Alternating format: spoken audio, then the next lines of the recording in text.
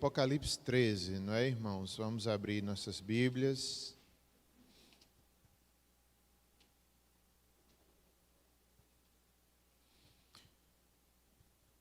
Hoje nós vamos... Deixa eu abrir aqui.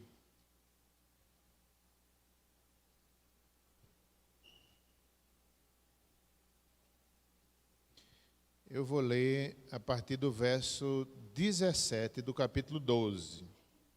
Capítulo 12, verso 17, e a gente continua no capítulo 13.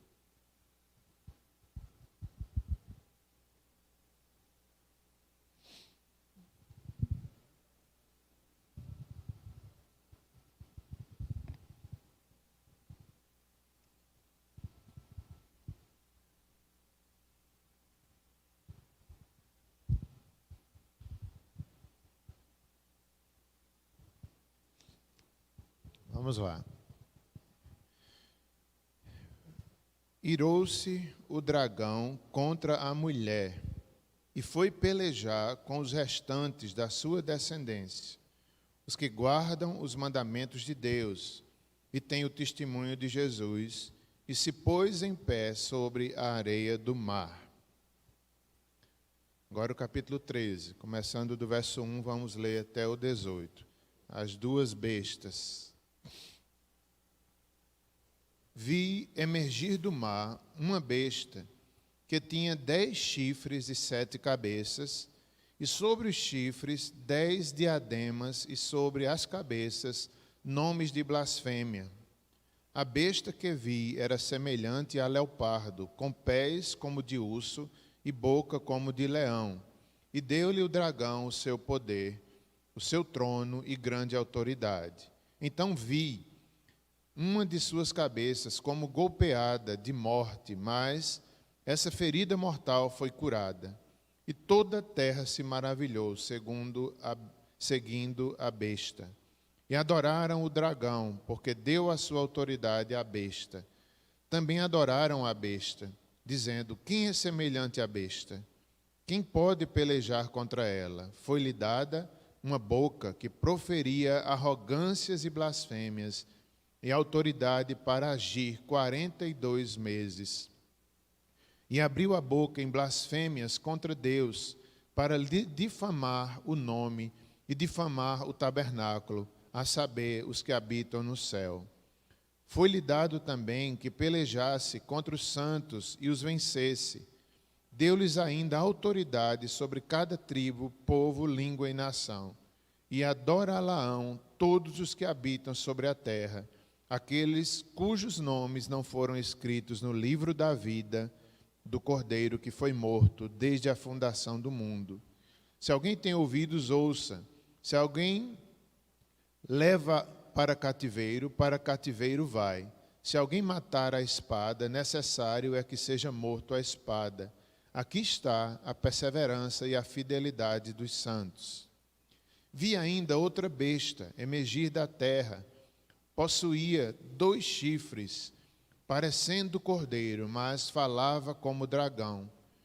Exerce toda a autoridade da primeira besta na sua presença. Faz com que a terra e os seus habitantes adorem a primeira besta, cuja ferida mortal foi curada. Também opera grandes sinais, de maneira que até fogo do céu faz descer a terra diante dos homens. Seduz os que habitam sobre a terra por causa dos sinais que lhe foi dado executar diante da besta, dizendo aos que habitam sobre a terra que façam uma imagem à besta, aquela que, ferida a espada, sobreviveu. E lhe foi dado comunicar fôlego à imagem da besta, para que não só a imagem falasse, como ainda fizesse morrer quantos não adorassem a imagem da besta. A todos os pequenos e os grandes, os ricos e os pobres, os livres e os escravos, faz que lhes seja dada certa marca sobre a mão direita ou sobre a fronte, para que ninguém possa comprar ou vender, senão aquele que tem a marca, o nome da besta ou o número do seu nome. Aqui está a sabedoria. Aquele que tem entendimento, calcule o número da besta, pois é número de homem.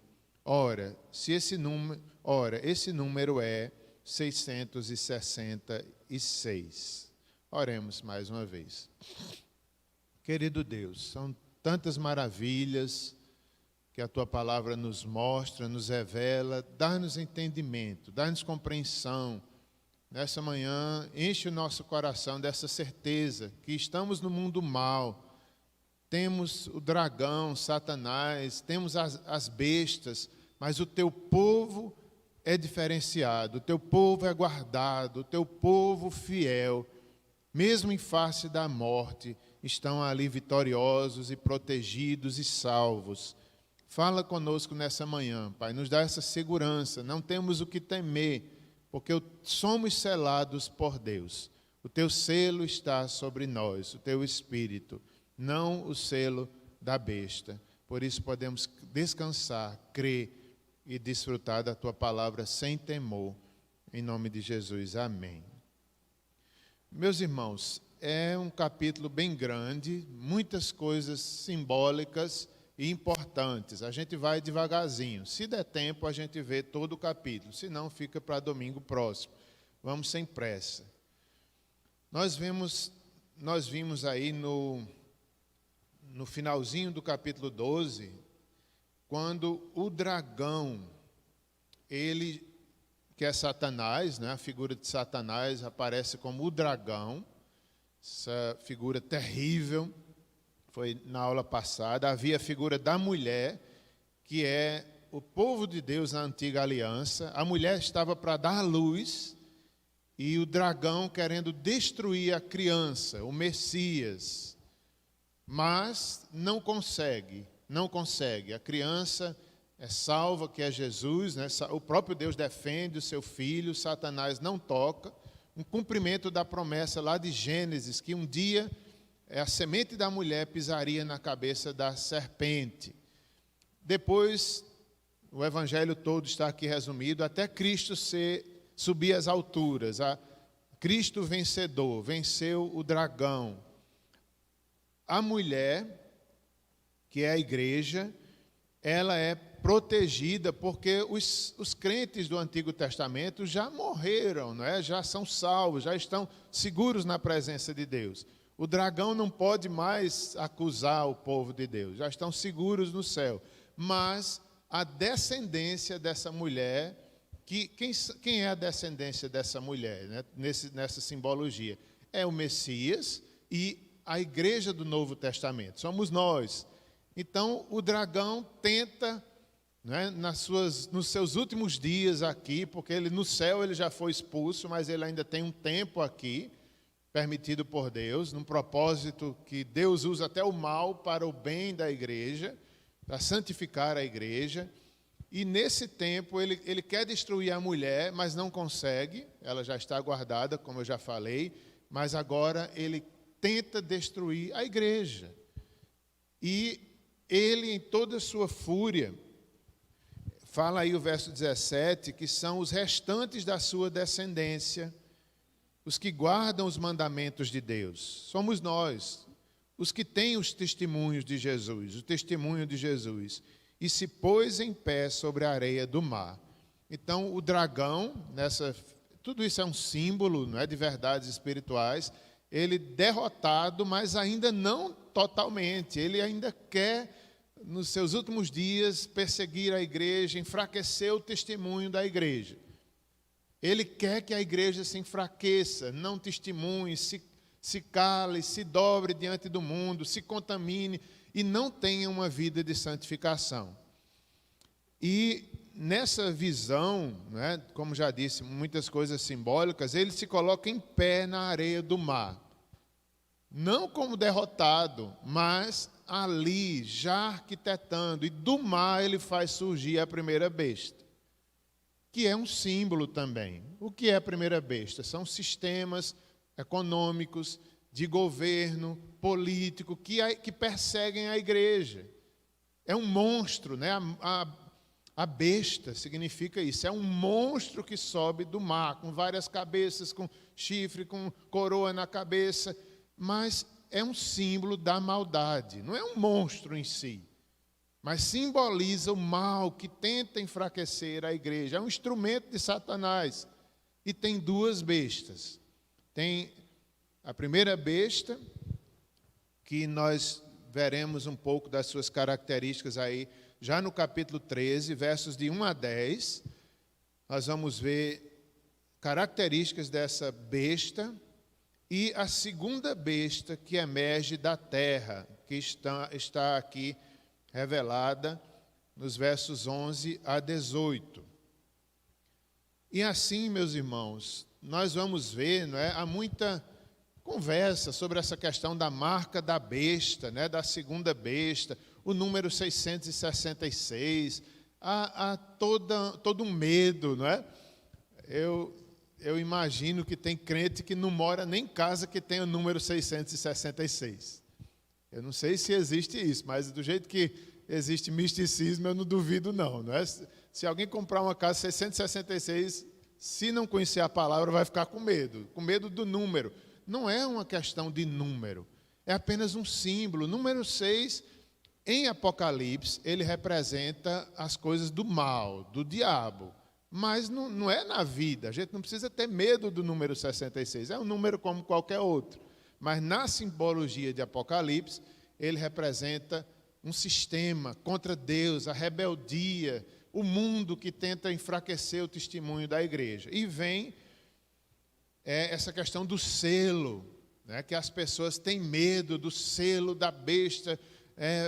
As pessoas na nossa geração acham que é uma questão de tecnologia, de um chip, mas nós vamos ver, isso é muito simples, não é nada disso. Não é nada disso. Naquela época, provavelmente, representava Nero ou Tito, os imperadores que enfraqueciam a igreja.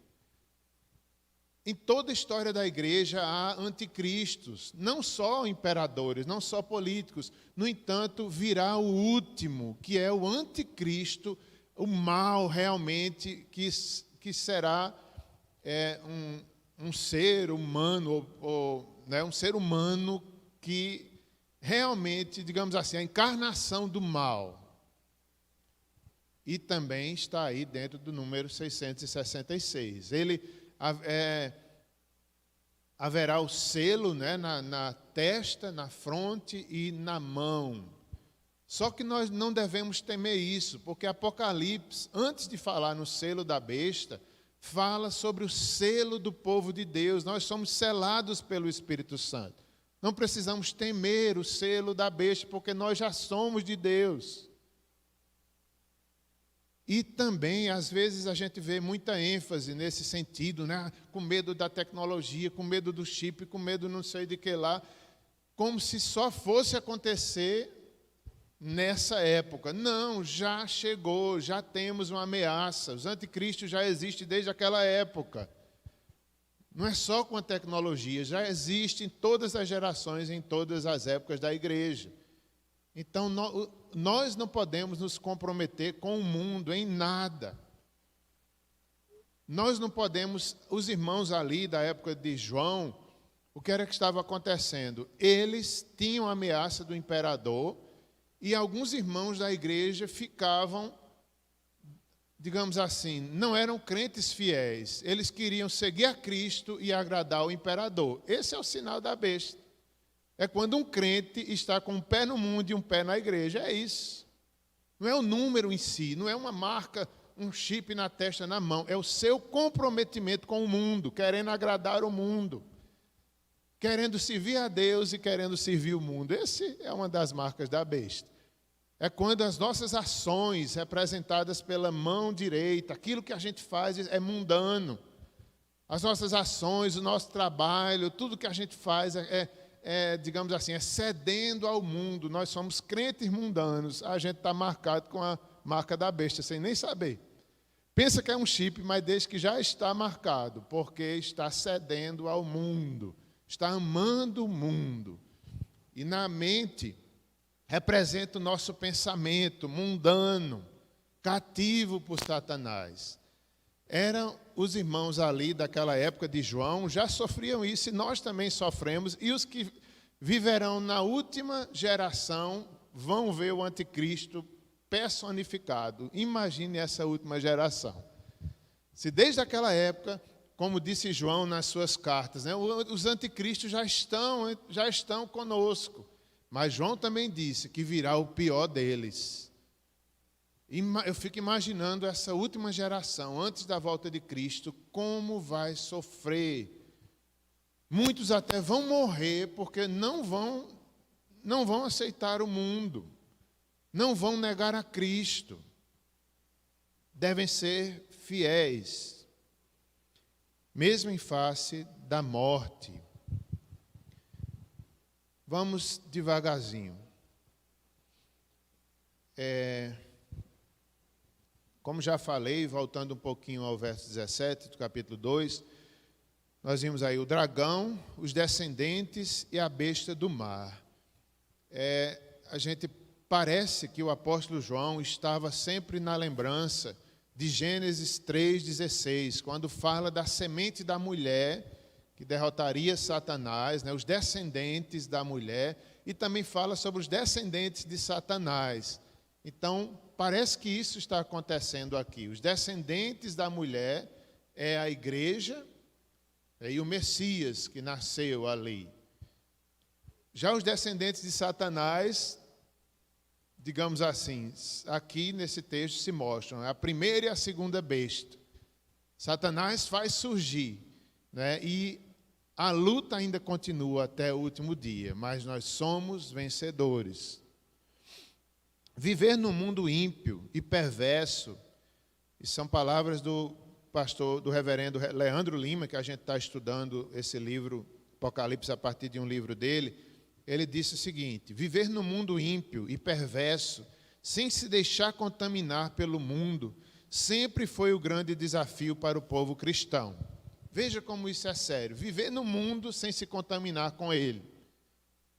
Viver no mundo sendo santos é a maior arma que a gente tem contra Satanás, contra o sistema, contra a política, contra a economia, não é? Quando ela é usada para o mal. Qual é a maior arma que a gente tem? Uma vida santa. Se tivermos uma vida santa, somos vencedores, ainda que morramos. Tenha uma vida santa que você não vai ter a marca da besta. Viva ali, fielmente, resignado, sofrendo, não se contamine, não ceda às coisas mundanas.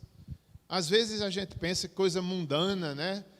Às vezes cada um de nós tem uma compreensão diferente. O que é ser mundano? Ser mundano é tal tipo de roupa, ser mundano é... Pode ser, mas às vezes mundanismo está muito mais presente do que a gente imagina, na forma que a gente pensa, na forma que a gente age, na forma que a gente trabalha, na forma que a gente cede à mentira. A gente está sendo mundano sem saber. E o desafio do cristão é viver nesse mundo sendo santo. Seja santo que você vai estar livre da marca da besta. Busque uma vida de santificação, de agradar ao Senhor.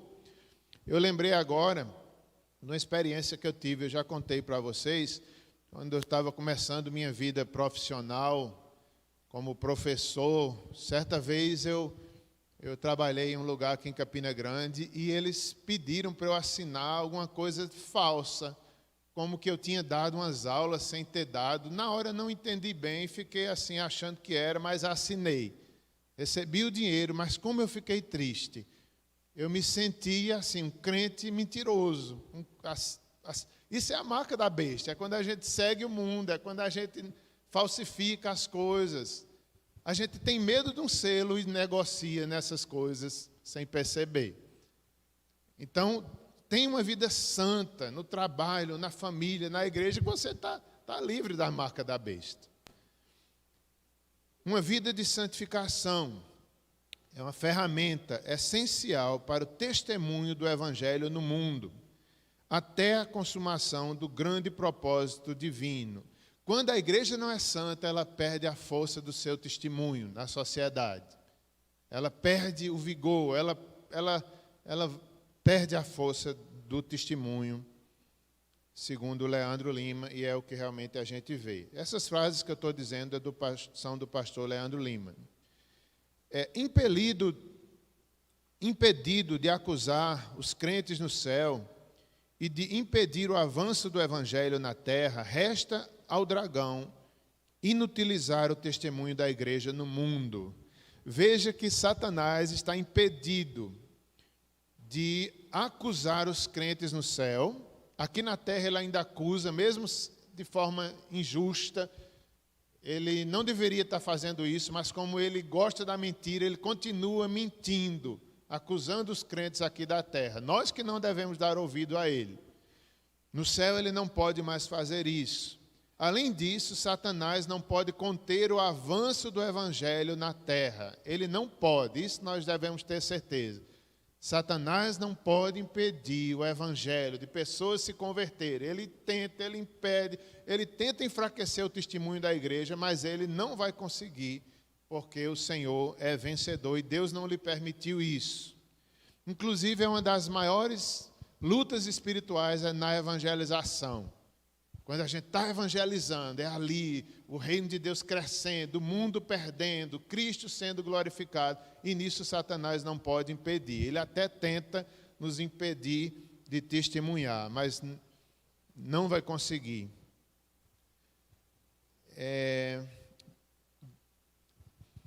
O conflito no céu já chegou a uma resolução, mas na terra o conflito está apenas começando nesse capítulo 13.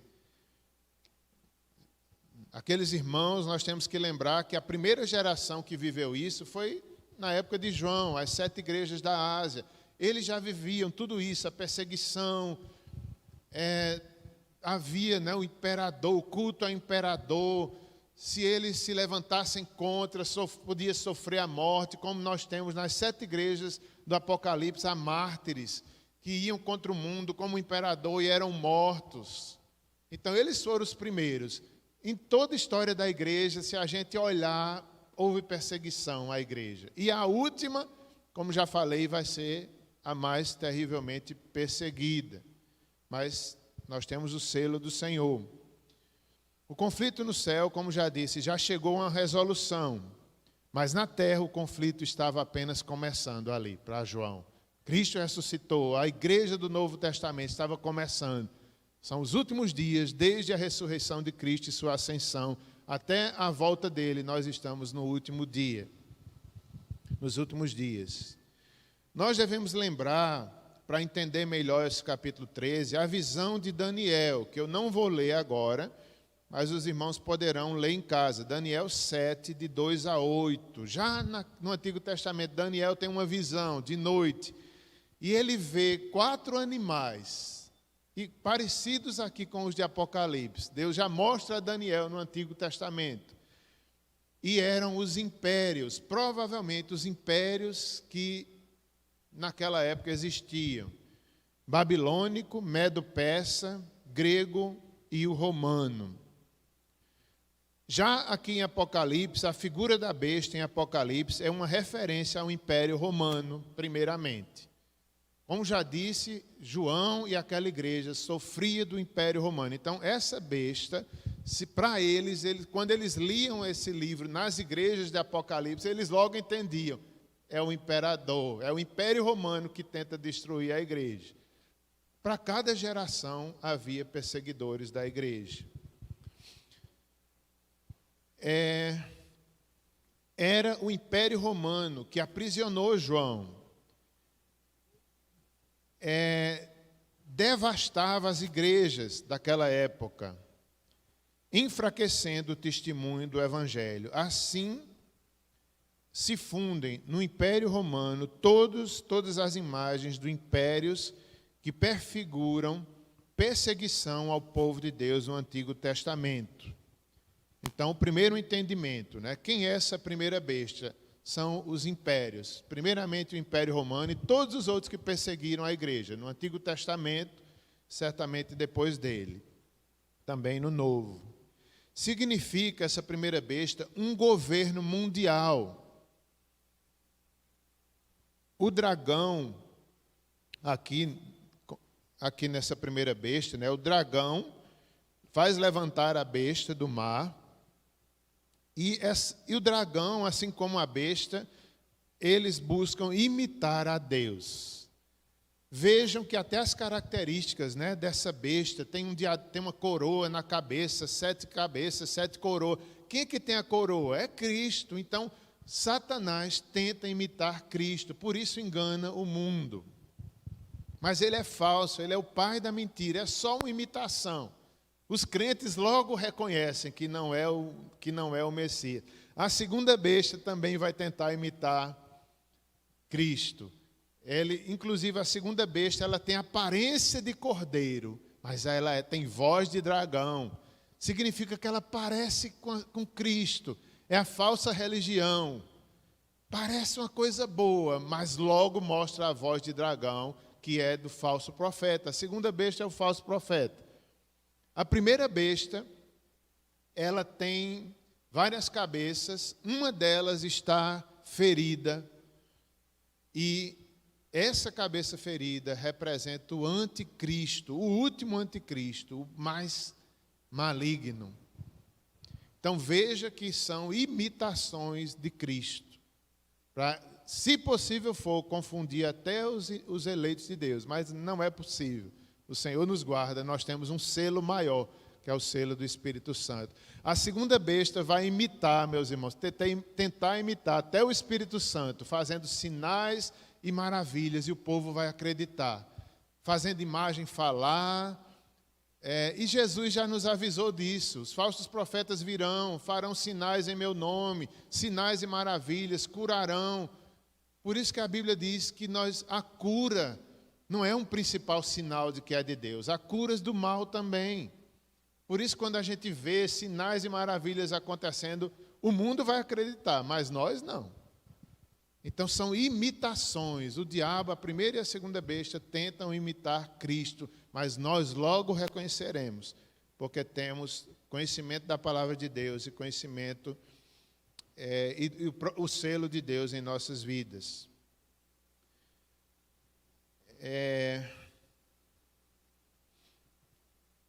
Como já disse, o dragão busca imitar a Deus, portanto, ele usa 7 coroas aí, a primeira besta. A besta significa, como já tenho dito, essa primeira besta, e a segunda também, ela representa um sistema político, econômico e militar contra Deus. Uma de suas cabeças representa o anticristo final, como nós já sabemos que João falou em suas cartas, e Paulo também já nos avisou que ele fará maravilhas, prodígios e sinais em nome de Deus, como se fosse Deus, mas não é, tentando tomar o lugar de Deus e receber adoração, como sempre foi o desejo de Satanás. Lembra que até na tentação de Cristo, ele queria que Cristo adorasse a ele. Se me adorares. A besta é um símbolo, né? É um instrumento do dragão, Satanás, simbolizando aqui os impérios mundiais utilizados pelo dragão para oprimir o povo de Deus. No passado, como o Antigo Egito tentou fazer isso, a Babilônia e a Roma nos dias de João. A cabeça ferida da besta, da primeira besta, repetindo, é o anticristo escatológico. Eu queria pedir, vai tomar um pouquinho de tempo nosso, mas é importante que uma pessoa lesse 1 João, capítulo 4, verso 3. Outra pessoa lesse 1 João, a carta de João, capítulo 2, verso 18. E outra pessoa, 2 Tessalonicenses 7, 8. Alguém abriu em 1 João, capítulo 2, 18. Leia, por favor.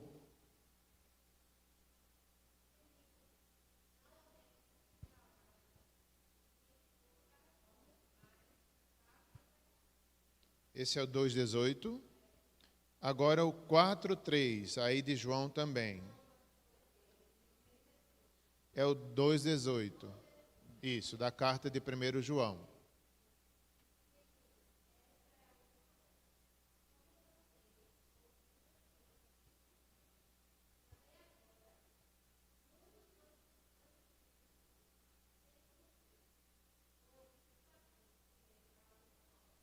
Ok, então já naquela época de João já dizia, nós já temos anticristo, mas virá um mais forte. O último anticristo será, digamos assim, o pior de todos, mas João já dizia, já temos aqui na nossa época alguns anticristos. Outra pessoa pode ler aí agora o capítulo 4, verso 3, de 1 João. Você que está em casa também pode ler, ou anotar para ler depois.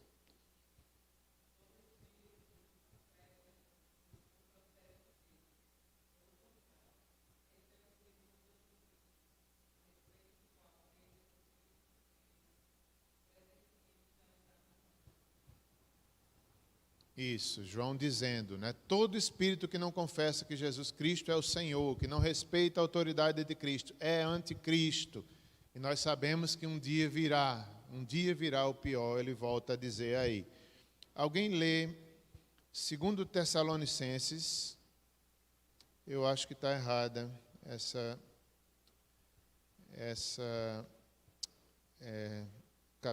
não existe, não é, irmão? Capítulo 7 de Tessalonicenses não tem, não é? Veja, não tem, não é isso? Eu não sei qual é o capítulo, veja se vocês conseguem localizar aí. 2 Tessalonicenses, é 7 e 8, é. Qual é o capítulo? 2. Então leia, por favor. Repetindo aqui para os irmãos de casa. 2 Tessalonicenses, capítulo 2, versos 7 e 8, por favor.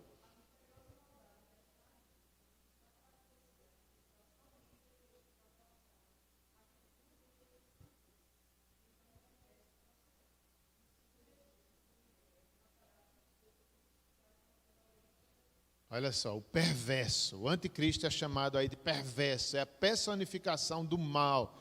E Jesus Cristo, na sua volta, com seu sopro, o destruirá. Mas ele existirá, ele é perverso, ele deseja enfraquecer a igreja, é um representante de Satanás. A besta é adorada por todos os homens perdidos, nos versos 7 e 8 do capítulo 13, é adorada. Aí nos versos 7 e 8, nós vemos aí, foi-lhe dado também que pelejasse contra os santos e os vencesse, deu-lhes ainda autoridade sobre cada tribo, povo, língua e nação, e adorá-la-ão todos que habitam sobre a terra, aqueles cujo nome não foram escritos no livro da vida, que foi morto desde a fundação do mundo. Vejam, irmãos, que versículos fortes. A besta será adorada, o dragão também será adorado, mas não pela igreja. Aqueles que têm escritos o nome no livro da vida, são os salvos, os selados por Deus, não vão adorar a besta, nem o dragão. Mas diz aí que foi-lhe dado também que pelejasse contra os santos e os vencesse. Olha que época difícil. A besta vai vencer, de certa forma, vencer entre aspas. Muitos crentes vão morrer, porque não vão se dobrar diante da besta. Não vão aceitar a adoração à besta, nem se contaminar com o mundo. Então, é como se Satanás estivesse feliz, venceu a igreja, mas ele não venceu. Lembra que nós estudamos, acho que foi no capítulo 11, uma época tão difícil quando as duas testemunhas que representam a igreja estarão mortas na praça da grande cidade. Mas depois elas ressuscitarão, o Espírito de Deus virá sobre elas. É a mesma coisa aqui sendo repetida. É um tempo tão difícil que parece que a igreja está morta, entre aspas. Satanás na sua últimos golpes, né, querendo vencer a igreja, mas não vence. Mas alguns morrem. Mártires, pessoas não aceitam adorar a besta, não se dobram, não se contaminam com o mundo e por isso podem perder suas posses materiais, por isso podem perder até a própria vida, mas eles têm o selo de Deus, eles não vão se dobrar. Eu não queria viver nesse tempo, não. Ai, meu Deus. Eu estou brincando, irmãos. Eu sempre digo isso. Eu não vou dizer mais isso, não. A partir de hoje. Foi a última vez que eu disse isso. Deus me perdoe. Exatamente. Exatamente. É isso que o pastor Hernandes diz, que a gente não deve temer, porque é algo sobrenatural. A gente não é da gente, não é da gente, é de Deus que dá força aos mártires, que capacita a dizer não. Ai, meu Deus, chega, eu estou me arrepiando só em pensar.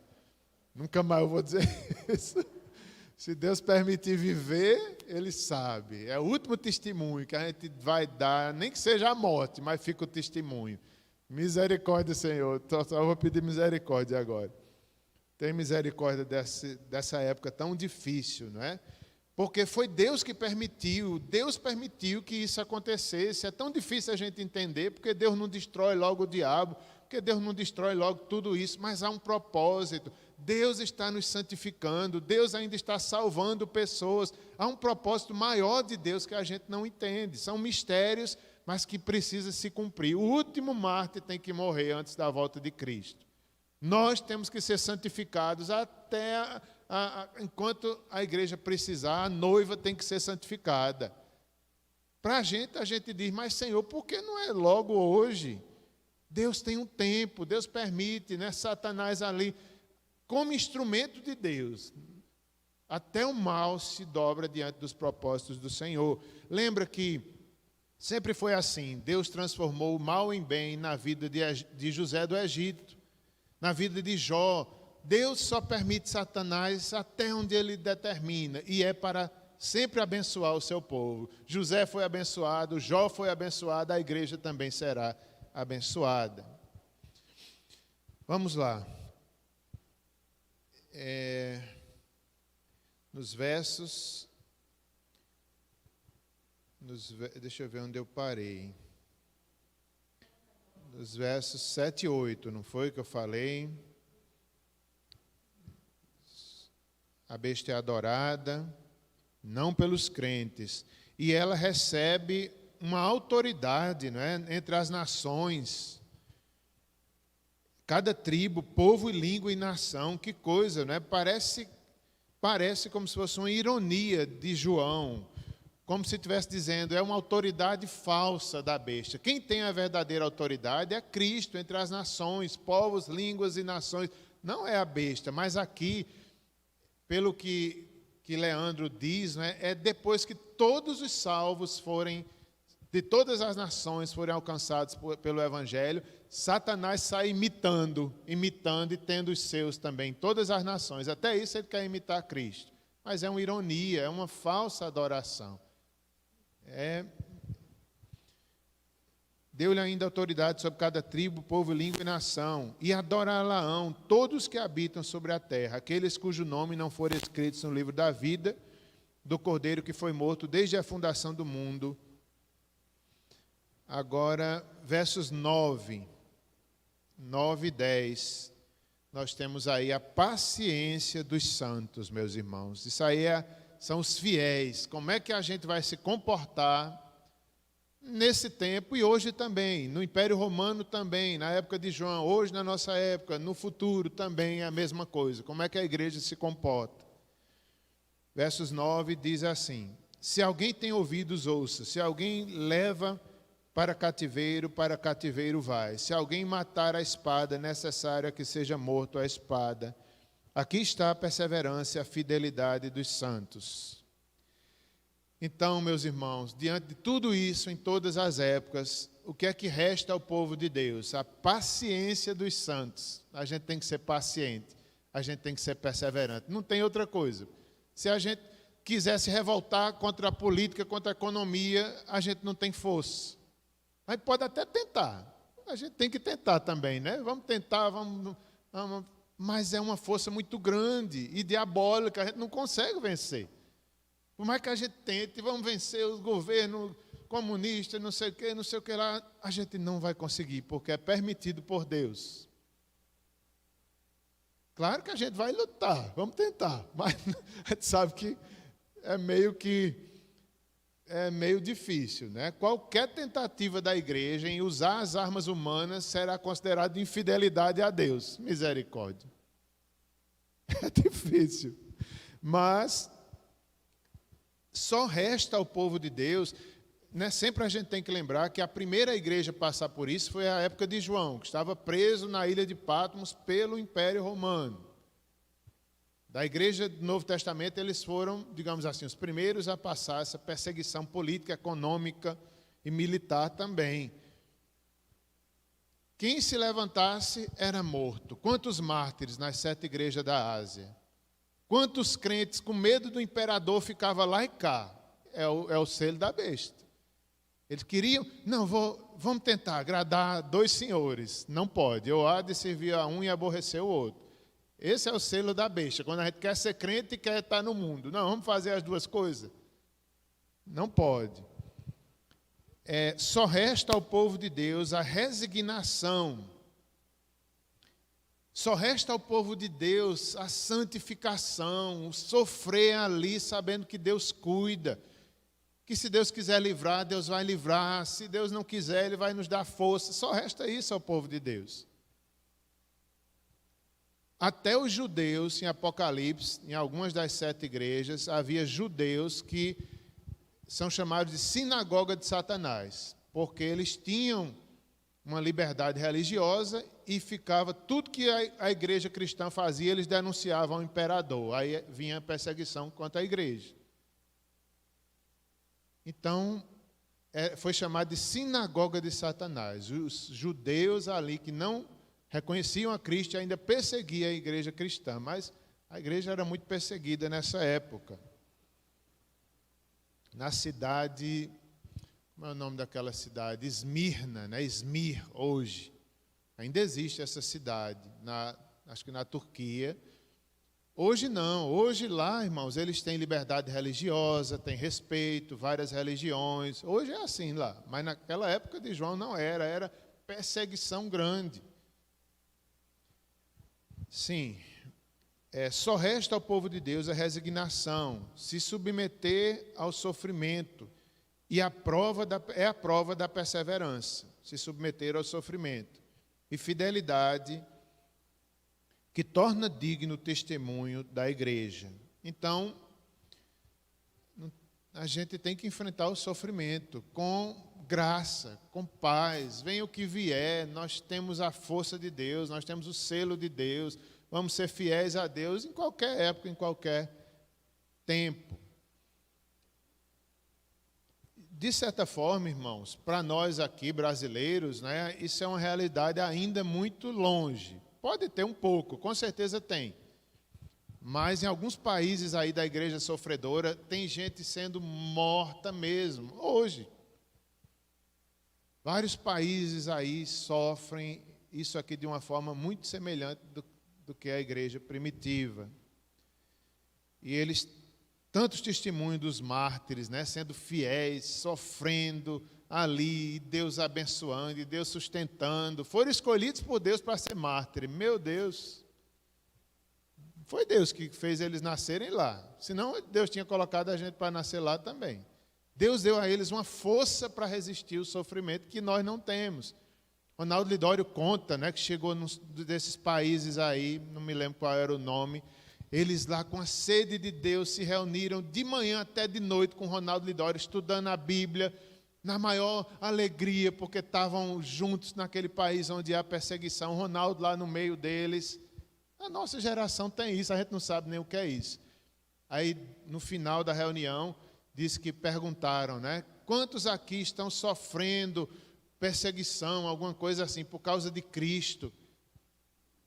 Fique em pé para a oração. Disse que metade da igreja ficou.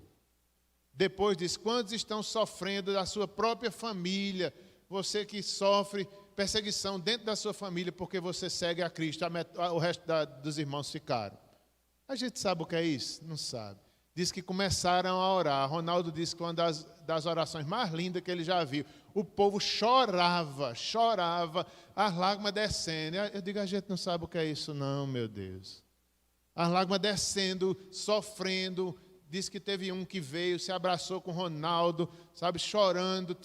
Disse assim, meus filhos e minha mulher nem me atendem quando eu ligo para eles, só porque eu sigo a Jesus. Perdi tudo. Aí depois sorria e dizia, mas valeu a pena, eu ganhei a Cristo. A gente não sabe o que é isso, irmãos. Graças a Deus por um lado. Por outro, a gente está perdendo do que eles estão perdendo, de ser fiéis, de mesmo no sofrimento, não negarem a Cristo, mesmo em face da morte. A gente não sabe o que é isso ainda. Talvez alguns saibam, né? Significa confiar inteiramente em Deus. Era difícil para os cristãos do primeiro século se defenderem do Império Romano. A palavra para eles e para nós é paciência. Sua santidade é a sua vitória. Meus irmãos, eu vou falar da segunda besta. De certa forma, eu já acabei antecipando muita coisa, mas vou tentar falar aqui enquanto nós temos uns minutos ainda. A partir de agora, eu vou entrar nos versos 11 a 18, a segunda besta. Diz aí: vi ainda outra besta emergir da terra, possuía 2 chifres, parecendo cordeiro. Veja, parecia Cristo, uma imitação de Satanás. A falsa religião, né? Hoje em dia isso é muito comum, o ecumenismo, a paz mundial, todo caminho leva para Deus, parece a religião mais santa do mundo, mas não é uma imitação de Cristo. Parecendo um cordeiro, mas falava como dragão. O que é falar como dragão? É o falso profeta. É aquele que os falsos ensinos, as falsas doutrinas, as heresias contra Cristo que o mundo aplaude, né? As pessoas veem uma maravilha, é falso, é a segunda besta. Exercendo a autoridade da primeira besta na sua perseverança. Essa segunda besta, ela vem como se fosse elogiando a primeira, fazendo a primeira ser cada vez mais adorada. E o dragão, né? Ela vem como se fosse, né, fazendo milagres, fazendo maravilha, e imitando e apontando para Satanás ser adorado. Exerce a autoridade da primeira besta na sua presença. Faz com que a terra e os seus habitantes adorem a primeira besta, cuja ferida mortal foi curada. Essa ferida mortal que foi curada da primeira besta, representa quem é que foi ferido e depois ressuscitou. Foi Cristo, mas a besta tenta imitar até isso. Também opera grandes sinais, de maneira que até fogo do céu faz descer a terra diante dos homens. Veja, meus irmãos, aqui talvez é uma imitação do profeta Elias.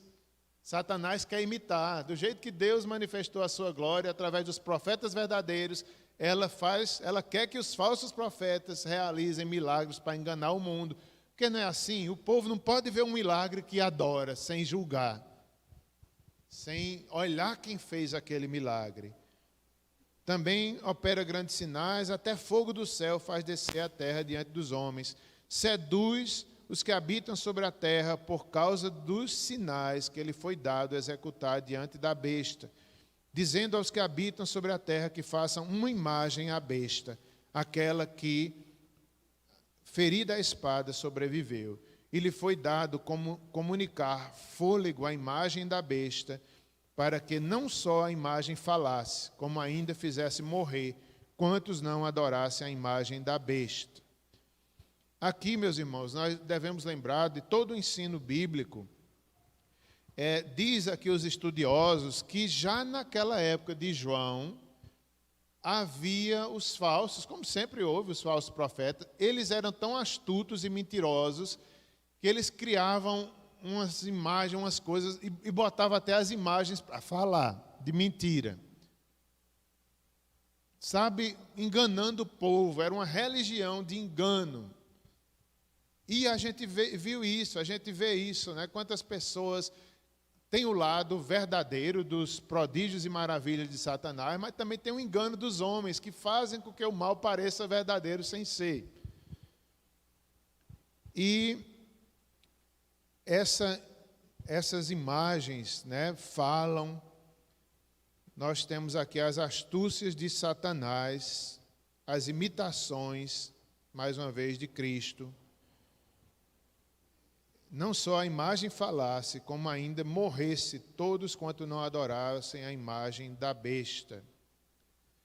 Os irmãos, eu quero ler aqui um texto, Mateus 24, 24, alguém pode ler?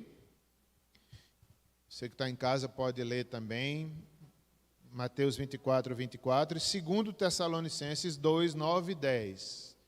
Para a gente não se enganar, porque Satanás se transfigura em anjo de luz para mentir e enganar.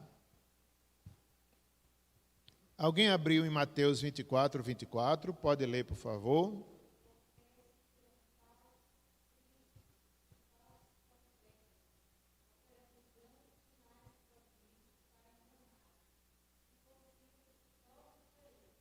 Jesus já avisou, surgirão falsos cristos, falsos profetas, se possível até enganar os eleitos.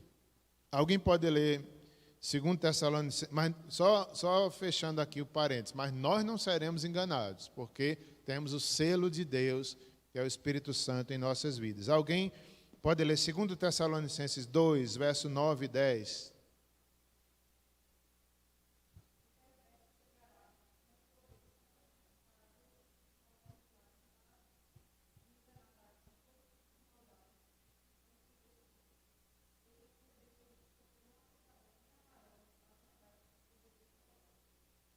Ok, muitos os enganados vão ser destruídos porque não acolherão a verdade que os poderia livrar.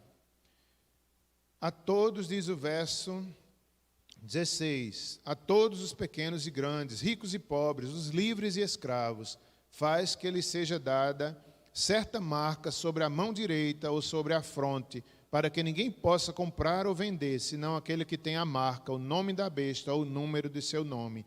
Aqui está a sabedoria. Aquele que tem entendimento, calcule o número da besta, pois é o número de homem. Ora, esse número é 666. Deixa eu ver aqui.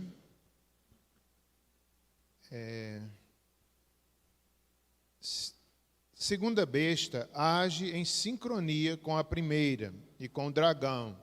O objetivo continua sendo o mesmo, invalidar o testemunho da igreja. O cordeiro, né, ela tem aparência de cordeiro, são imitações malignas, pretendendo ocupar o lugar de Cristo. Uma imitação mais explícita, ela parece com o cordeiro, mas não é. Logo ela fala como dragão e a gente vê que ela é má.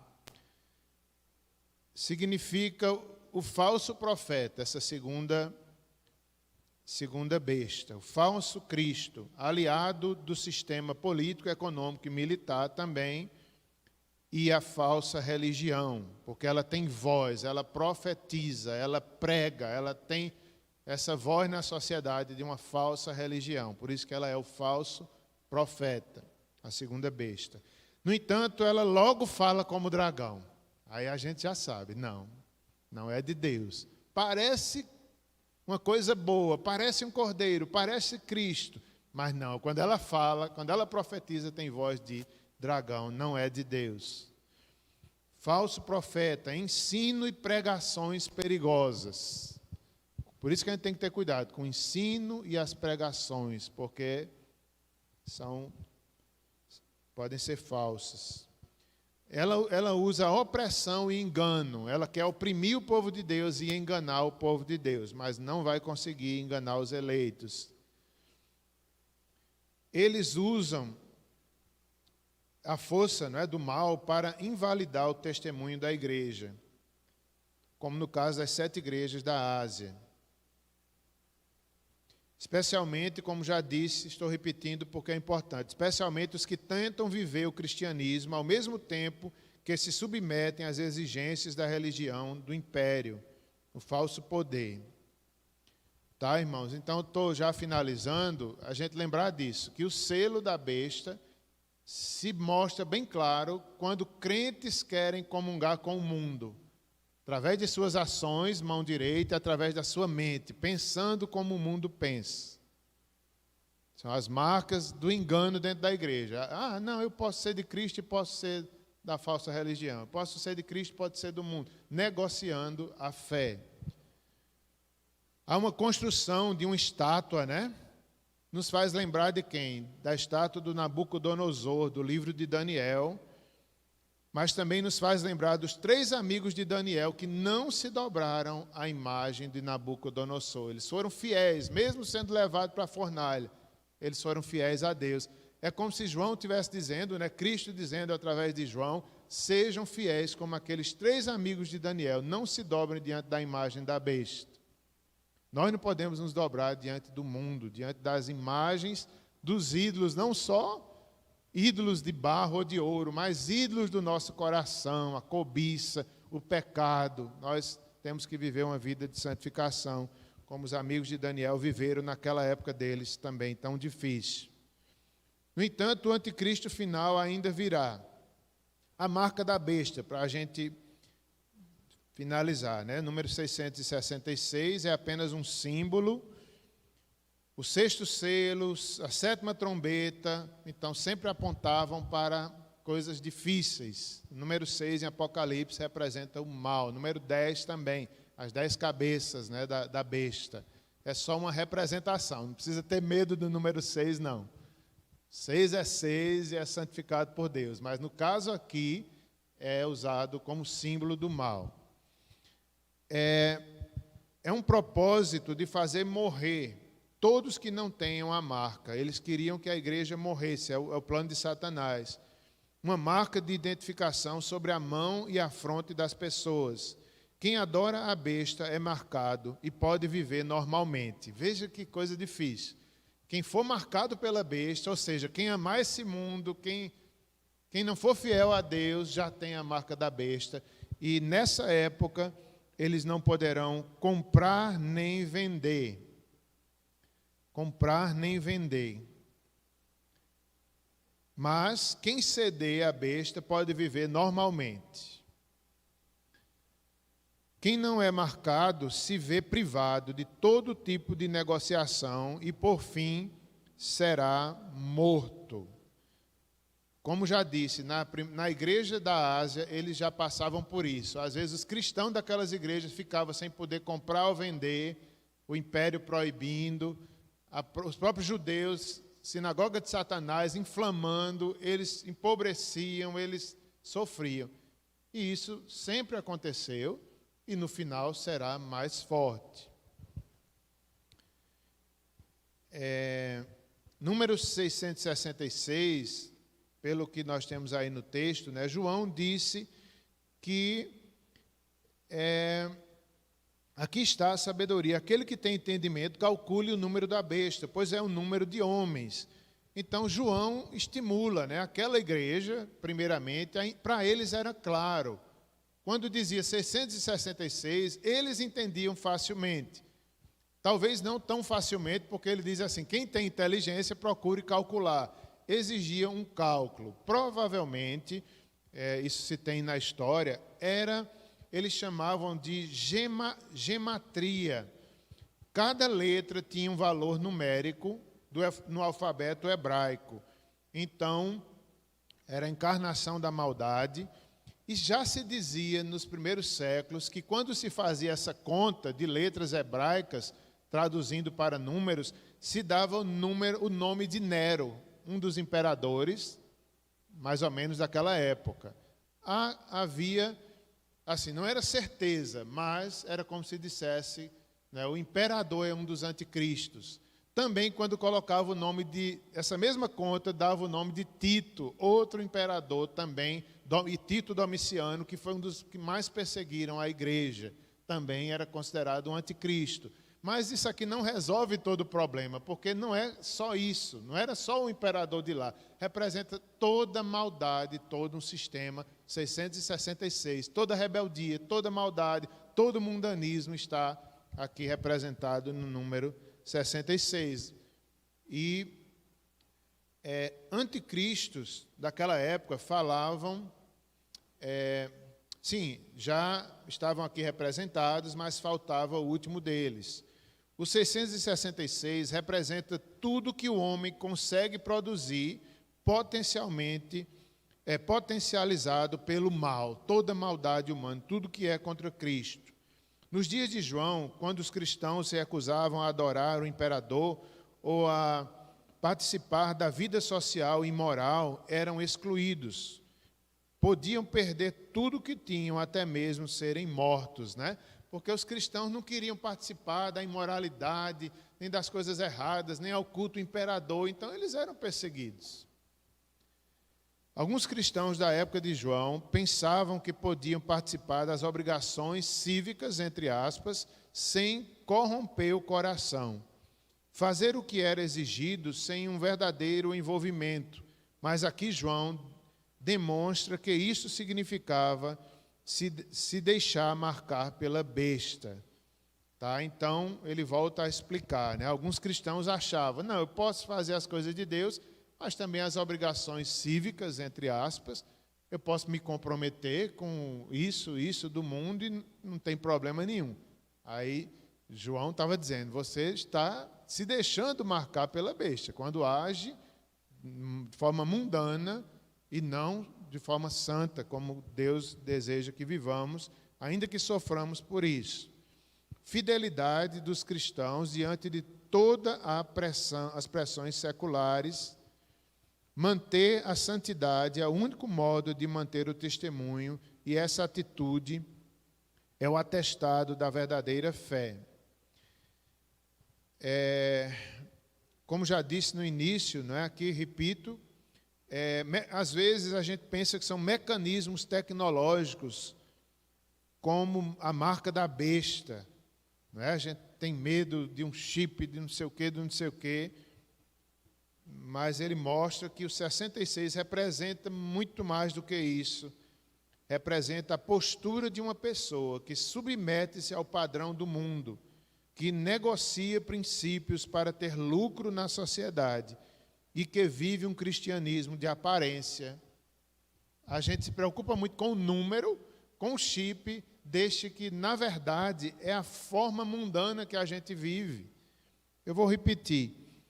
Representa a postura de uma pessoa que submete-se ao padrão do mundo. Quando a gente ama o mundo, a gente está, digamos assim, permitindo que a besta nos marque. Quando negociamos princípios para ter lucro na sociedade, a gente está permitindo que a besta nos marque. Né? Lembra quando eu falei que eu tive um trabalho que eu assinei um documento falso, como se eu tivesse trabalhado umas horas. Ali eu estava sendo mundano, ali eu estava aceitando 666 na minha vida. Mas eu já me arrependi, graças a Deus, e não quero fazer mais. Quando negociamos princípios para ter lucro na sociedade, e que viver um cristianismo de aparência, isso é também número 666. Viver um cristianismo de aparência é um comprometimento com o mal, uma vida de pecado. Qual é o remédio? Uma vida santa, uma vida fiel, a gente está livre da marca da besta. Na fronte significa a inteligência, a nossa intelectualidade é submissa a Deus, usar a nossa inteligência para glorificar a Deus, para realizar os seus projetos, para evangelizar, né? Assim, transformai-vos pela renovação da vossa mente, como fala Paulo aos Romanos, capítulo 12. Deus quer nos transformar na nossa mente, pela palavra, pelo poder do Espírito. Assim a gente vai estar livre dos 666. E na mão direita representa as nossas atitudes, nossas ações mundanas muitas vezes. Tenhamos cuidado, sejamos fiéis, e assim é a prova que realmente nós temos o selo de Deus na nossa vida. Consegui terminar, irmãos, é muita coisa. Vamos orar, finalizando.